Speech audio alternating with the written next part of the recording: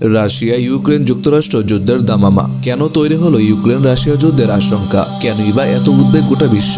Ukraine রাশিয়ার সংঘাত চূড়ান্ত পর্যায়ে পৌঁছেছে, যুদ্ধের আশঙ্কায় উদ্বিগ্ন বিশ্ব। মঙ্গলবার ভারতীয় নাগরিকদের ইউক্রেন ছাড়ার উপদেশ দেওয়া হয়েছে। এর আগেও মার্কিন যুক্তরাষ্ট্র, ইউএসএ, ব্রিটেন এবং অস্ট্রেলিয়াও তাদের নাগরিকদের অবিলম্বে ইউক্রেন ছাড়ার নির্দেশ দিয়েছিল। আমেরিকা মনে করছে 1-2 দিনের মধ্যেই ইউক্রেনে হতে পারে রুশ হামলা। কিন্তু কেন ইউক্রেনে হামলা চালাতে যাচ্ছে রাশিয়া? কেনই বা এই যুদ্ধ নিয়ে এতটা উদ্বেগ গোটা বিশ্ব? কেন মনে করা হচ্ছে এর থেকে বেঁধে যেতে পারে তৃতীয় বিশ্বযুদ্ধ? আসুন জেনে নেওয়া যাক এই সব প্রশ্নের উত্তর।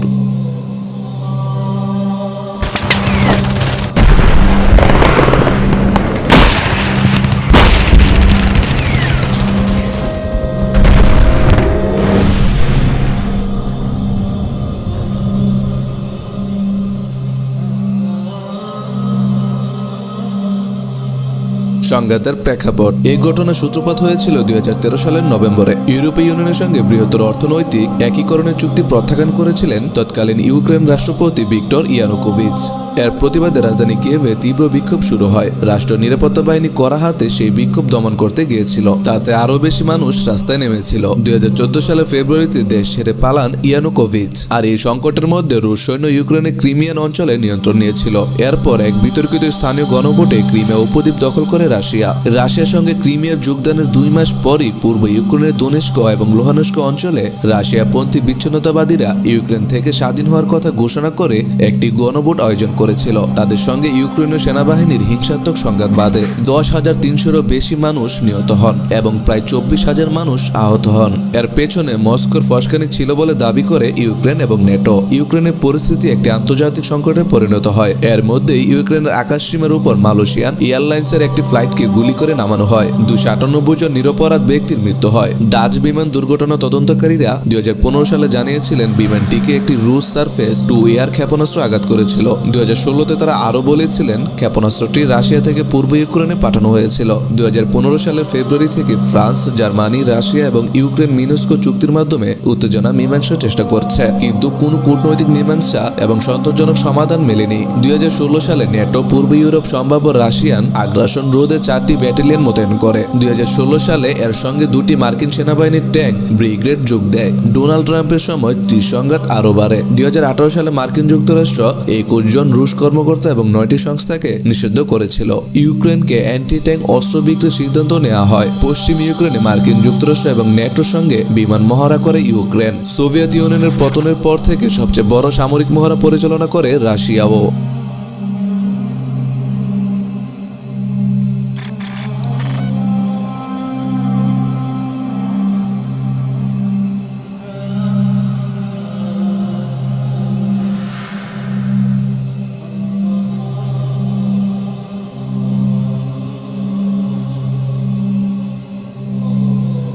2021 সাল থেকে সংঘর্ষের ঘটনার সংখ্যা ক্রমে বেড়েছে। গত অক্টোবর মাস থেকে সম্ভাব্য আক্রমণের ছোঁয়ায় ইউক্রেন সীমান্তের কাছে রাশিয়া তাদের সৈন্য এবং সামরিক সরঞ্জাম সরানো শুরু করেছিল। বাণিজ্যিক উপগ্রহ চিত্রে ধরা পড়েছে নভেম্বর এবং ডিসেম্বর মাস ধরে তারা ক্ষেপণাস্ত্র এবং অন্যান্য ভারী অস্ত্র ইউক্রেনের দিকে নিয়ে যাচ্ছে। সেই সময় মার্কিন গোয়েন্দা কর্মকর্তারা সতর্ক করেছিলেন 2022-এর শুরুতে ইউক্রেনে হামলা চালাতে পারে রাশিয়া। প্রায় 1 লক্ষেরও বেশি রুশ সেনা জড়ো হয়েছে ইউক্রেন সীমান্তে। আর এখন তো হোয়াইট হাউস বলছে যে কোনো দিনই যুদ্ধ বাঁধতে পারে। 14 ফেব্রুয়ারি 2022-এ বিবিসির একটি প্রতিবেদনে দেখা যায় যুদ্ধের আশঙ্কায় পালাচ্ছে বিদেশিরা। 48 ঘন্টার মধ্যে রাশিয়াকে বৈঠকে বসার অনুরোধ। সীমান্ত উত্তেজনা এবং যুদ্ধের আশঙ্কার মধ্যে ইউক্রেনের সরকার রাশিয়া এবং একটি গুরুত্বপূর্ণ ইউরোপীয় নিরাপত্তার গোষ্ঠীর মধ্যে জরুরি বৈঠকের আহ্বান জানিয়েছে।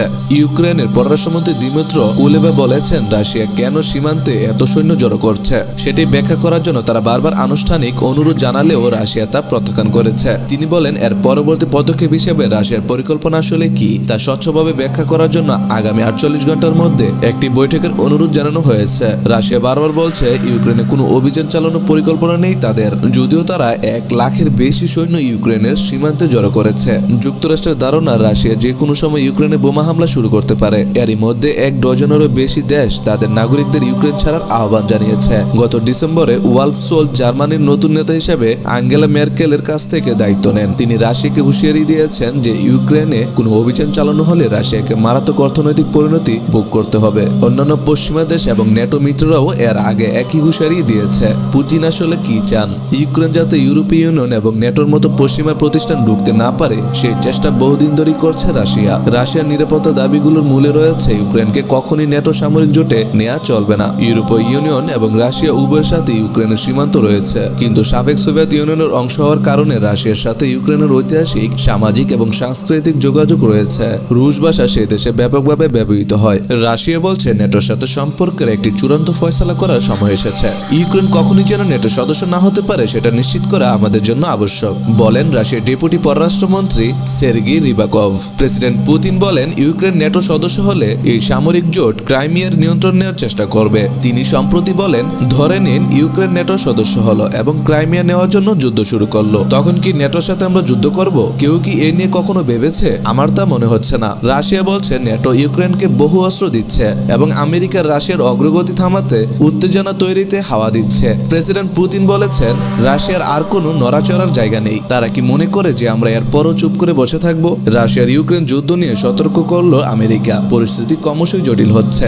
রাশিয়ার মিত্রদেশ হিসেবে পরিচিত চীন এই সময় বেইজিং এ শীতকালীন অধিবেশন চলছে, তাই রাশিয়া এই সময় কিছুতে আক্রমণ করবে না বলেও জানিয়েছেন তিনি। অন্যদিকে ইউক্রেনের স্কুলে শিশুদের যুদ্ধে বেঁচে থাকার প্রস্তুতি। রাশিয়ার আক্রমণের সংখ্যায় নানা প্রস্তুতি ইউক্রেনে। কিভাবে নিরাপদ থাকা যায় সেই বিষয়ে স্কুলগুলিতেও বাচ্চাদেরকে শেখানো হচ্ছে। ইউক্রেন ইস্যুতে যুদ্ধের প্রস্তুতি। ৮৫০০ মার্কিন সেনা সতর্ক অবস্থায়। ওই অঞ্চলে যুদ্ধের দামামা বাজা শুরু হয়ে গেছে। হামলা হলে দেশকে সুরক্ষা দেওয়ার জন্য স্বেচ্ছাসেবীদের প্রশিক্ষণ দিচ্ছে ইউক্রেন। যুক্তরাষ্ট্র প্রস্তুত রেখেছে প্রায় ৮৫০০ সেনা সদস্যকে। তাদেরকে উচ্চ সতর্ক অবস্থায় রাখা হয়েছে। বলা হয়েছে স্বল্প সময়ের নোটিশে মোতায়েন করা হতে পারে তাদেরকে, এমন তথ্য পেন্টাগনের। যুক্তরাষ্ট্র এরই মধ্যে ইউক্রেনের রাজধানী কিয়েভে তাদের দূতাবাসে কর্মকর্তাদের পরিবার পরিজনদের ইউক্রেন ছাড়া নির্দেশ দিয়েছে। জনগণদের ইউক্রেন ও রাশিয়া সফরে নিষেধাজ্ঞা দেওয়া হয়েছে। কিয়েভে দূতাবাসের কূটনৈতিকদের প্রত্যাহার শুরু করেছে ব্রিটেন। পরিস্থিতি যা দাঁড়িয়েছে তাতে যুদ্ধংদেহী একটি অবস্থা সৃষ্টি হয়েছে ওই অঞ্চলে। যে ৮৫০০ সেনাকে উচ্চ সতর্ক অবস্থা রাখা হয়েছে তাদেরকে মোতায়েনের এখনো কোনো সিদ্ধান্ত নেওয়া হয়নি বলে জানিয়েছেন পেন্টাগন। সেখানকার প্রেস সেক্রেটারি জন কির্বি বলেছেন ইউক্রেন সীমান্তে রাশিয়ান সেনাদের গতিবিধি দেখে সিদ্ধান্ত নেওয়া হবে। যদি দ্রুত ব্যবস্থা নেওয়ার সিদ্ধান্ত নেয় ন্যাটো সামরিক জোট তাহলেই এসব সেনাকে মোতায়েন করা হবে। নিজে থেকে ইউক্রেনে এসব সেনা মোতায়েনের পরিকল্পনা নেই বলে জানিয়েছেন তিনি। রাশিয়া, ইউক্রেন, যুক্তরাষ্ট্র যুদ্ধ আসলে কি চায়? মস্কোর দাবি স্পষ্ট। ওয়ারশ চুক্তির আগে পূর্ব ইউরোপে ন্যাটোর সামরিক উপস্থিতি যেমন ছিল সে অবস্থায় ফিরে যেতে হবে। রুশ সীমান্তে আক্রমণাত্মক অস্ত্র মোতায়েন না করা যাবে না। ইউক্রেনের ন্যাটো যোগদানের পর চিরতরে বন্ধ করতে হবে। তবে রাশিয়ার এসব দাবি প্রত্যাখ্যান করেছে যুক্তরাষ্ট্র। কূটনীতি দিয়ে কি সম্ভাব্য ইউক্রেন যুদ্ধ ঠেকানো যাবে? ইউক্রেনে একটি বিস্তৃত যুদ্ধে চিন্তা করাই মারাত্মক জটিল বিষয়, কারণ রাশিয়া দেশটিতে অভিযান চালালে বহু মানুষ যেমন মারা যেতে পারে তেমনি পালাতে হতে পারে আরো অনেককে। এর অর্থনৈতিক মূল্য হতে পারে ভয়াবহ এবং মানবিক পরিস্থিতি হয়ে উঠতে পারে বিপর্যয়কর। এখনো ইউক্রেনকে ঘিরে সামরিক শক্তি বাড়াচ্ছে রাশিয়া, আর পশ্চিমারা বলছে রাশিয়া সীমান্ত অতিক্রমের চেষ্টা করলে করুণ পরিণতি হবে। তাহলে এই সংকট থেকে বেরিয়ে আসার কি কোনো কূটনৈতিক উপায় আছে যা হবে শান্তিপূর্ণ ও টেকসই? কূটনীতিকরা এমন একটি পথের কথা বলছে যাতে করে যুদ্ধের পথ এড়ানো যায়, কিন্তু সেই পথ আসলে খুঁজে পাওয়া খুব একটা সহজ নয়। পশ্চিমারা প্রেসিডেন্ট পুতিনকে প্রভাবিত করতে পারে।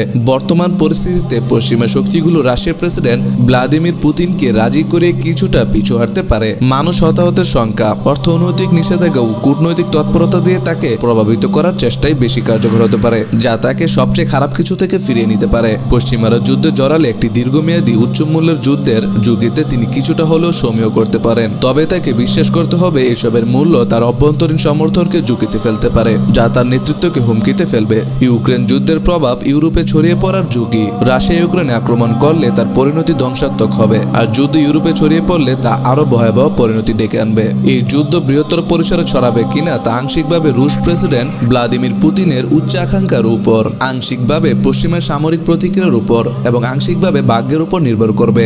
বার্তা সংস্থা FBI খবরে বলা হয় এই যুদ্ধ শুধুমাত্র ইউক্রেনের জন্য নয়, বরং ইউরোপ ও মার্কিন যুক্তরাষ্ট্রের জন্য গুরুত্বপূর্ণ। এর ফলে দ্বিতীয় বিশ্বযুদ্ধের পরে প্রতিষ্ঠিত ইউরোপীয় নিরাপত্তার ব্যবস্থা এবং তারপরে জার্মানির পুনর্মিলন, পূর্ব ইউরোপে কমিউনিজমের পতন, সোভিয়েত ইউনিয়নের পতন এবং ন্যাটো সম্প্রসারণের মধ্য দিয়ে যে শান্তিপূর্ণ পরিবেশ তৈরি হয়েছে তাতে ঝুঁকিতে ফেলেছে। প্রেসিডেন্ট জো বাইডেন বলেছেন তিনি ইউক্রেনের জন্য রাশিয়ার সঙ্গে লড়াই করবে না, কিন্তু পুতিন যদি ইউক্রেনের সীমানা ছাড়িয়ে ন্যাটো অঞ্চলে আক্রমণ চালায় তবে মার্কিন যুক্তরাষ্ট্র যুক্তরাষ্ট্র এতে জড়িয়ে পড়তে পারে, কারণ ওয়াশিংটন উত্তর আটলান্টিক চুক্তি দ্বারা তার মিত্রদের রক্ষা করতে বাধ্য। এই অঞ্চলের বেশ কিছু মার্কিন মিত্র দেশ রুশ আক্রমণের লক্ষ্যবস্তু হওয়ার আশঙ্কা রয়েছে। মুসলিম বিশ্বের অবস্থান। ইউক্রেন নিয়ে 4 দেশের বৈঠক। যুদ্ধ চান না এরদোগান। তুরস্কের প্রেসিডেন্ট রজব তাইপ এরদোগান বলেছেন, ইউক্রেন ও রাশিয়ার মধ্যে যুদ্ধ চান না তিনি। বৃহস্পতিবার তুরস্কে সফররত এল সালভেদ্রের প্রেসিডেন্ট নায়েব বুকিলের সাথে রাজধানী আঙ্কারায় এক যৌথ সংবাদ সম্মেলনে এই কথা বলেন তিনি। তুর্কি প্রেসিডেন্ট বলেন, তুরস্ক চায় এই অঞ্চলে শান্তি ও স্থিতিশীলতা বজায় থাকুক এবং কোনো প্রকার নেতিবাচক প্রভাব না ছড়াক। রুশ প্রেসিডেন্ট ভ্লাদিমির পুতিন ও ইউক্রেনের প্রেসিডেন্ট ভ্লাদিমির জেলেনস্কিকে একই টেবিলে আলোচনায় বসানোর বিষয়ে আশা প্রকাশ করেন তিনি। এরদোগান বলেন, আমরা আশা করছি জনাব পুতিন ও জেলেনস্কিকে যত শীঘ্রই সম্ভব একত্রে করতে পারবো এবং তাদের মুখোমুখি বৈঠকে বসাতে পারবো। তিনি জানান, দুই দেশের মধ্যে সম্পর্কের জট কাটানোর উদ্দেশ্যে ফেব্রুয়ারির শুরুতে ইউক্রেনের সফরে যাচ্ছেন তিনি।